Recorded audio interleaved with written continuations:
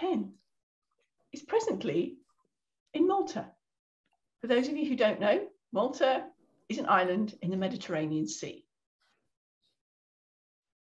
I will leave Ken to, if he wishes to, put a little bit more specificity on that. However, he's not from Malta originally, he's Canadian. So we are shifting. There's Linda's shifted, I've shifted, Ken's shifted. Nice and mobile. Ken's been working with clients around mindset consultation for some 15 years now. And he's got this very clever little system that he's worked up about freeing time. Because we've all got the same amount of time every single day, all of us. And that's one of the few things that we all do have in common, every single person on the planet. But it's what we do with that time and how we think about it. This is where Ken's genius comes in. So Ken, over to you, sir. Absolutely amazing. So 1 times 365 equals 42. Now, this might seem as a very illogical mathematical equation, and I can truly understand how you could be somewhat perplexed. But I promise you that after these few minutes that we do have together, that it will make sense. And something else that I find quite illogical and quite fascinating, working with entrepreneurs and business people and people in general, yet my focus is with entrepreneurs and business people. Something that I find amazingly illogical as well is that, think about it, how for the most part, most entrepreneurs, most business people, one of the main reasons that they actually start their own business is to actually have more time freedom and more time flexibility. It's one of the core reasons, besides financial freedom, besides a number of other things, impact, potentially fulfillment. Yet for some reason, there's a large portion of entrepreneurs that actually start to end up going down a rabbit hole where they're working 12, 14, 16-hour days and more sometimes. Yet, and I can understand how that could be something if it was something temporary. The part that's really fascinating to me and somewhat illogical to me is the fact that it becomes the norm. It actually starts to become the norm. And this is where I start to come in. And this is where I want to let you off the hook. And the reason I want to let you off the hook is because as an entrepreneur, as a business person, I can almost guarantee you, if you've been delving in the personal development world for some time, and if you've been attending events and attending networking events and attending seminars, you have probably heard over and over how important, how essential it is for you to take action. You must be taking action. I have heard speakers say, you cannot have any white space in your calendar. They've gone to the point where you just got to be going. Now, you've probably heard this over and over. Now, why do I want to let you off the hook? Because essentially, over the course of time, you've been somewhat programmed. Because you've heard this over and over and over. Now, let's try make this really simple. And this is why mindset is so important and is so key here. Because most of the time, people are chasing their dreams, if you want to call it. I don't really particularly like using chasing, but let's say going from A to B. The thing is, it's somewhat reversed when you start to understand more and more.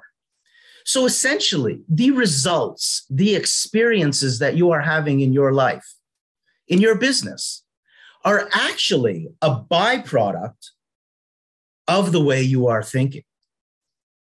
And let's make it really simple, because essentially the way you are thinking, because I like simple, even though 1 times 365 equals 42 might seem a little complicated to people, but I promise you it's not.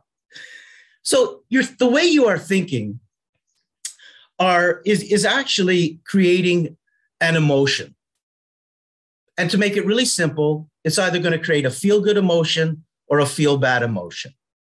That feel-good emotion or that feel-bad emotion is going to take you on to the actions and the way you're going to behave. And depending on the actions that you are taking and the way you are behaving, you're going to create the results and the experiences in your life, in your business. So essentially, you need to go, if there are experiences and results that you're not really happy with, you really got to go back to the thinking. Now, this is where it gets really interesting as well, because the thinking is connected to your beliefs. And what is a belief?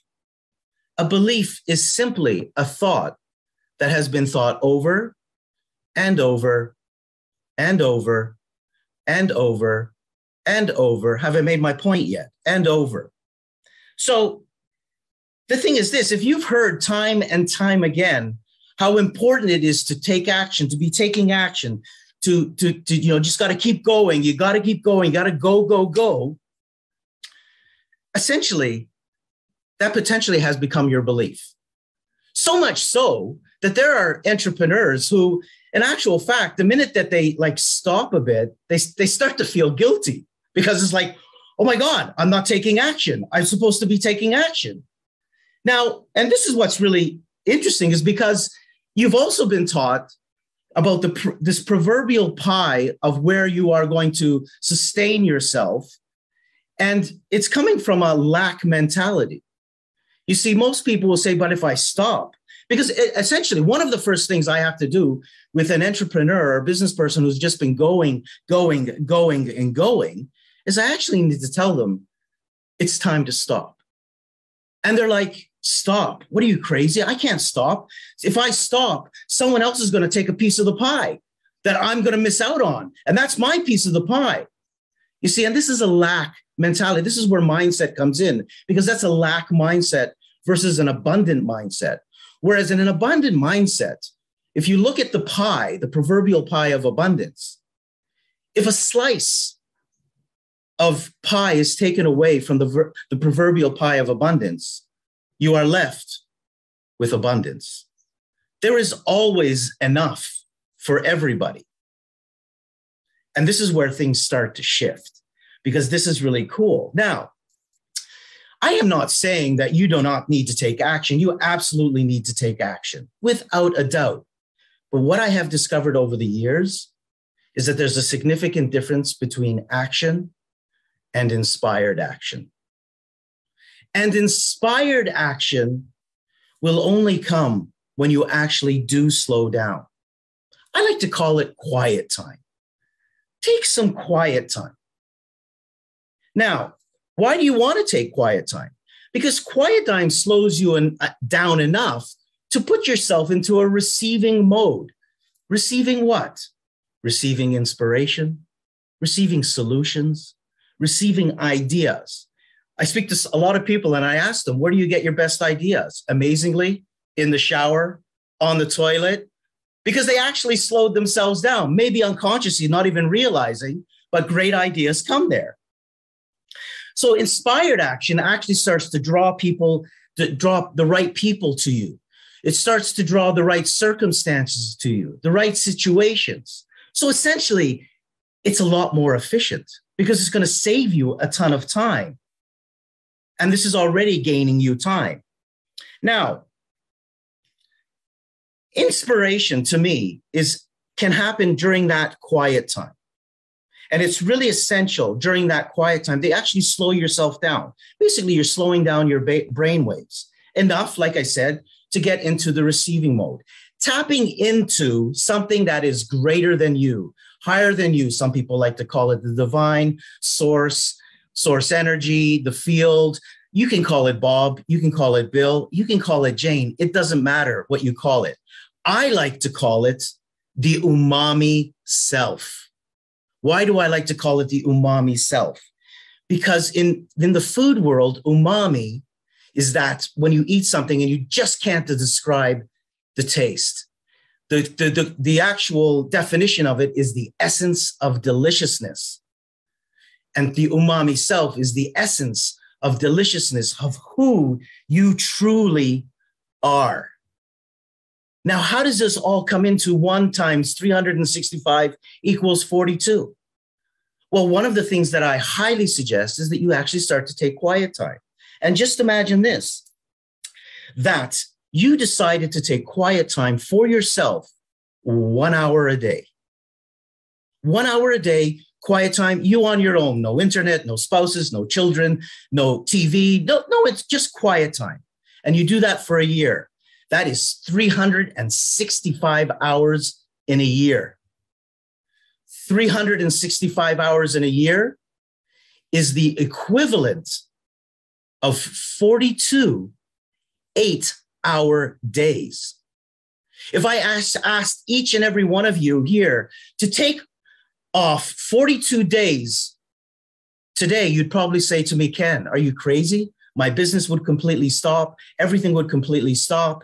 Yet, if you took 1 hour a day, you would now, in 1 year, be taking quiet time, the equivalent of 42 days. And this is one of the ways you start to regain your time freedom, your time flexibility, and tapping into something that is greater than you that will make you even more efficient. Thank you. Ken Attard, Mindset Malta.